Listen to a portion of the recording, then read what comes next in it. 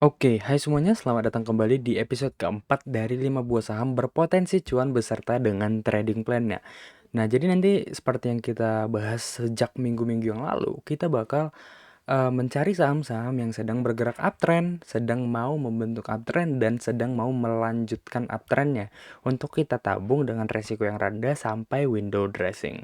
Nah, jadi di sini kita bakal lihat kemarin itu sejak IHSG mengalami penurunan yang cukup dalam dari tanggal 27 sampai 28 2 hari itu, ya banyak banget saham-saham yang bergerak ke support-supportnya lagi sehingga banyak banget saham-saham ini memberikan kesempatan kita buat re-entry kembali.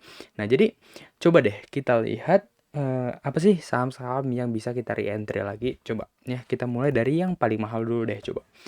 Yang pertama itu ada ICBP. Ya, jadi kita bisa perhatikan, yang pertama itu kita akan selalu melihat trennya terlebih dahulu. Jadi di sini aku ada gambarin tren lain yang berbentuk downtrend ya. Jadi kita bisa perhatikan di sini aku tarik dari sini hingga kemari.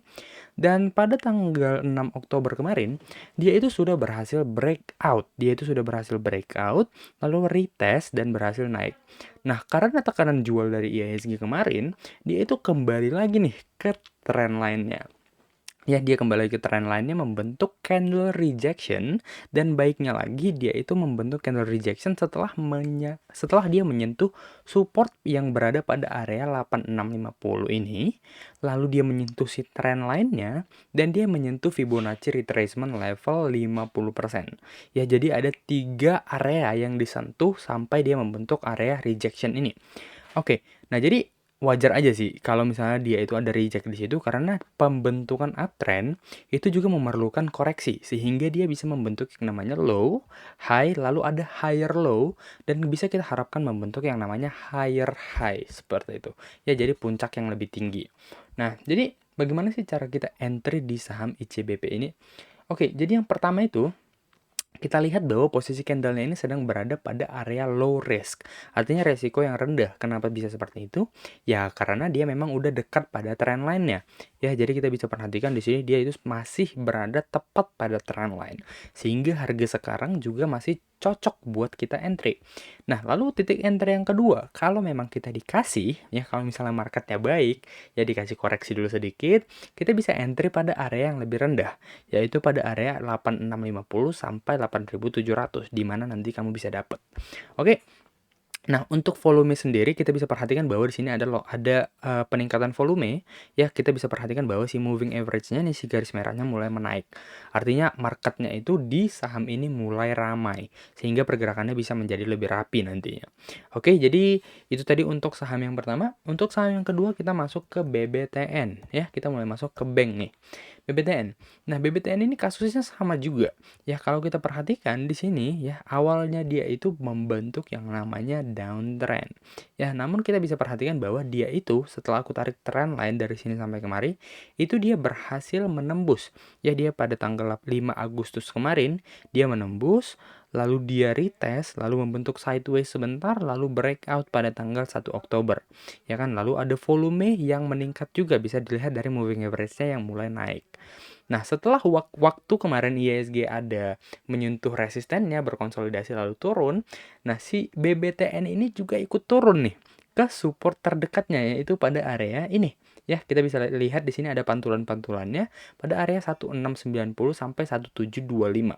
Nah, ketika dia menyentuh, dia itu membentuk candle rejection. Kita bisa lihat bahwa ada ekor yang cukup panjang di sini, menandakan bahwa marketnya itu nggak mau, ya kan, marketnya itu nggak ready buat si BBTN ini turun lebih dalam, seperti itu. Dan pantulan ini juga tampaknya sudah terkonfirmasi, bisa kita lihat dari candle hari Jumat sudah berhasil closing di atas titik tertinggi dari candle sebelumnya.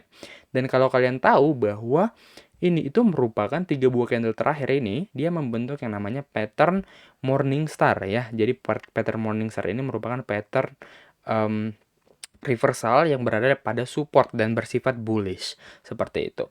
Nah, jadi bagaimana sih cara kita entry pada BBTN ini? Yang pertama pastinya dong, ya dekat support, sedekat mungkin. Jadi karena dia udah terkonfirmasi mantul, kalian bisa memakai yang namanya piramid entry. Ya, jadi semakin tinggi harganya semakin sedikit kalian masuk dan semakin rendah semakin banyak.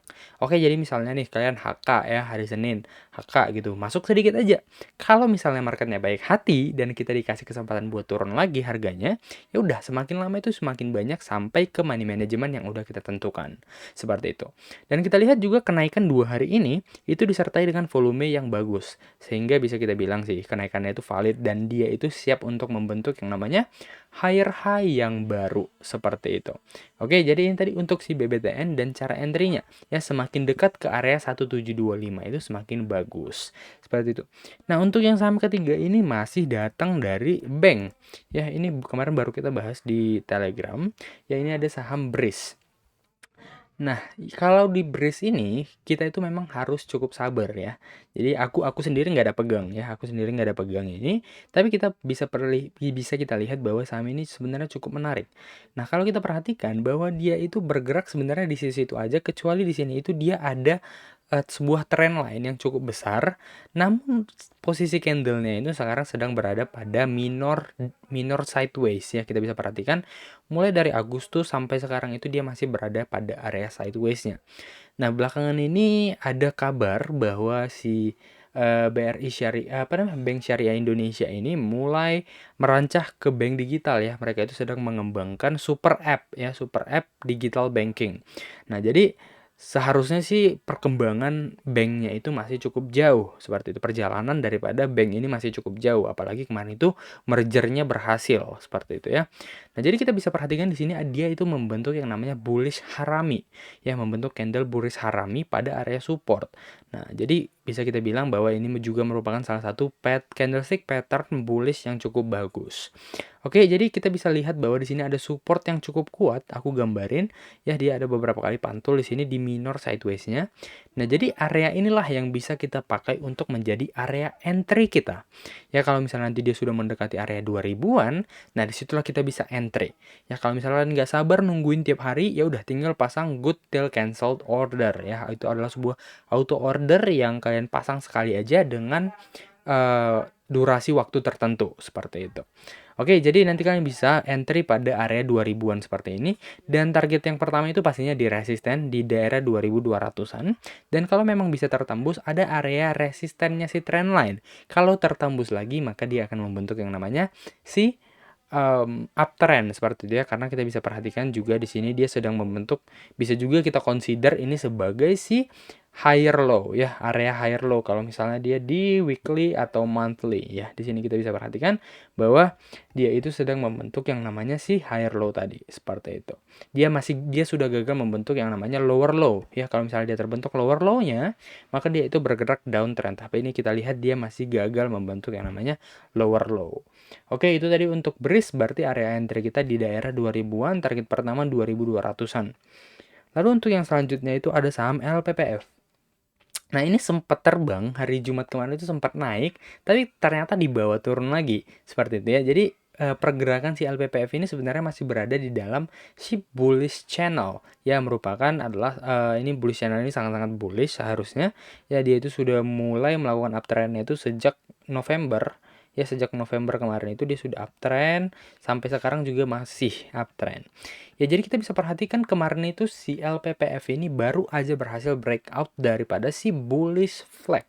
Ya, kita bisa perhatikan di sini ada tiangnya, dia rally terus-menerus lalu membentuk seperti downtrend kecil ya. Ini kita biasanya sebut dengan nama counter trend. Lalu dia berhasil breakout pada tanggal 19 Oktober dan sekarang itu sedang berkonsolidasi di support barunya gitu. Nah, jadi seharusnya sih dia masih bisa dan masih memiliki peluang untuk naik ke setidaknya ya ke resistensi bullish channel-nya seperti itu. Nah, untuk titik entry-nya itu masih cukup menarik nih. Ya, jadi kita bisa perhatikan di sini ada area supportnya itu di daerah 2990 sampai 3040. Jadi semakin dekat ke area 2990 seharusnya semakin menarik. Seperti itu. Oke, itu tadi untuk si LPPF. Nah, untuk saham yang terakhir ini ada si saham SMDR. Ya, jadi kalau si SMDR ini kita bisa perhatikan bahwa dia itu masih bergerak uptrend ya. Seharusnya sih masih uptrend nih. Kita bisa perhatikan masih belum ada membentuk si lower low, berarti masih belum ada menandakan downtrend atau reversal. Ya, jadi sekarang itu dia masih berkonsolidasi dalam sebuah pattern. Jadi kalau misalnya kita tarik dari atas ini, dia membentuk yang namanya symmetrical triangle. Namun kalau kita tarik dia si resistennya, dia itu membentuk yang namanya ascending triangle. Ya, dia itu membentuk ascending triangle. Nah, jadi kita bisa perhatikan bahwa candlenya ini sekarang itu sedang berada di area resistennya. Dia itu belum berhasil breakout. Ya, jadi kita masih memiliki dua buah area entry. Yang pertama itu adalah um, area EMA 50 sekalian dengan support trendline patternnya ini, ya itu berarti di daerah si 665-an sampai ya mungkin sampai sinilah.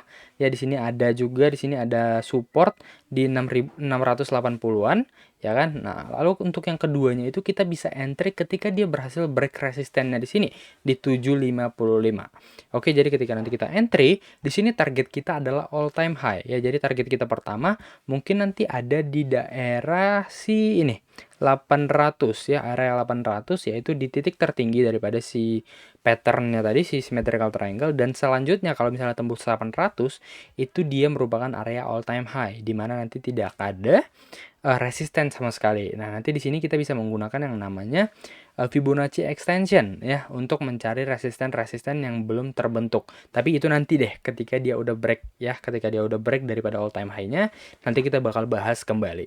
Nah, jadi itu tadi adalah 5 buah saham yang menurut aku cukup menarik untuk kita perhatikan minggu depan dan kita mulai cicil entry untuk minggu depan hingga ke window dressing karena potensi upside-nya itu masih sangat tinggi. Oke, jadi jangan lupa buat di-share videonya biar teman-teman yang lain juga masih memiliki watchlist yang cukup menarik untuk diperhatikan minggu depan. Terima kasih banyak udah menonton video ini. Semoga analisanya bisa memberikan kita cuan bersama dan semoga kita bisa ketemu lagi minggu depan ya untuk membahas saham-saham yang cukup menarik lagi. Oke, sampai jumpa di video selanjutnya.